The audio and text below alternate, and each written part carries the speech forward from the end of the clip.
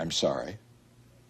Yep, I let the American people down. 1939 সালের 7 April ইংল্যান্ডের টেন্টারডেনে জন্ম নেয় এক ফুটফুটে শিশু, নাম ডেভিড প্যারাডাইন ফ্রস্ট, যিনি একাধারে লেখক, টেলিভিশন উপস্থাপক, সাংবাদিক এবং কমেডিয়ান। সাংবাদিকতাকে যিনি নিয়ে গিয়েছিলেন এক অনন্য মাত্রায়। সাংবাদিকতার জীবনে অর্জন করেছেন বহু আন্তর্জাতিক পুরস্কার।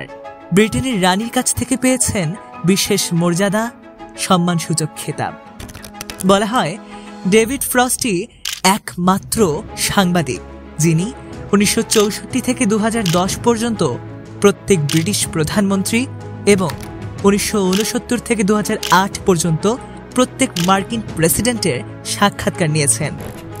যদিও ইতিহাসের বুকে তার নামটি খোদাই হয়ে গিয়েছিল ঠিক সেদিনই, যেদিন সাবেক মার্কিন প্রেসিডেন্ট নিক্সনের ঐতিহাসিক সাক্ষাৎকারটি ডেভিড ফ্রস্ট নিয়েছিলেন। সময়টি 1977। মার্কিন প্রেসিডেন্ট রিচার্ড নিক্সন তখন পদত্যাগ করে কিছুটা নিশ্চুপ ছিলেন। কারণ ছিল ওয়াটারগেট স্ক্যান্ডাল। এই সময়ে ফ্রস্ট খুব বিখ্যাত কেউ নন, কিন্তু ঠিক করে ফেললেন নিয়ে নিতে হবে নিক্সনের সাক্ষাৎকার।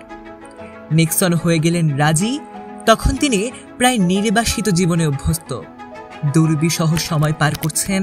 আমেরিকার সাধারণ মানুষ তাকে দুই চোখে দেখতে পারে না।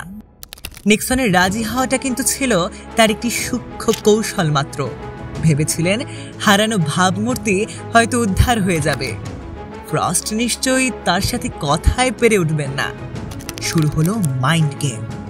আসলে প্রথমে খুব একটা সুবিধা করে উঠতে পারছিলেন না ফ্রস্ট। প্রেসিডেন্ট সাহেব তাকে দাঁড়াতেই দেননি বাগযুদ্ধে। চরম হতাশা ফ্রস্ট শিবিরে। কথায় কথায় বেরিয়ে আসে অনেক তথ্য। এটাই ছিল ওয়াটারগেট কেলেঙ্কারি নিয়ে দেওয়া প্রথম সাক্ষাৎকার। মোট 29 ঘন্টা ধরে ধারণ করা হয় সম্পূর্ণ ইন্টারভিউটি। প্রচার করা হয় 4টি পর্বে। পর্বগুলি ছিল Watergate, Nixon and the world, war at home and abroad, Nixon the man. এই সাক্ষাৎকারের মাধ্যমেই ডেভিড ফ্রস্ট হয়ে ওঠেন ইতিহাসের এক অবিচ্ছেদ্য অংশ। বাংলাদেশের নামের সাথেও তার নামটি কিন্তু ভালোভাবেই জড়িয়ে আছে।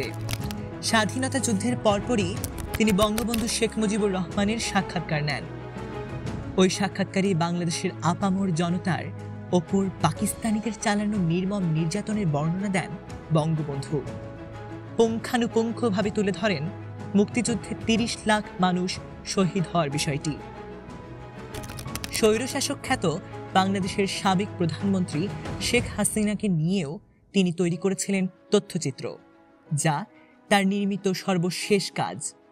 এর কিছুদিন পরেই 2013 সালের 31 আগস্ট বিশ্বনন্দিত এই সাংবাদিক মৃত্যুবরণ করেন। ডেভিড ফ্রস্টের জীবনী এবং তার কাজগুলো তরুণ সমাজের সাংবাদিকদের জন্য আদর্শ হয়ে আছে।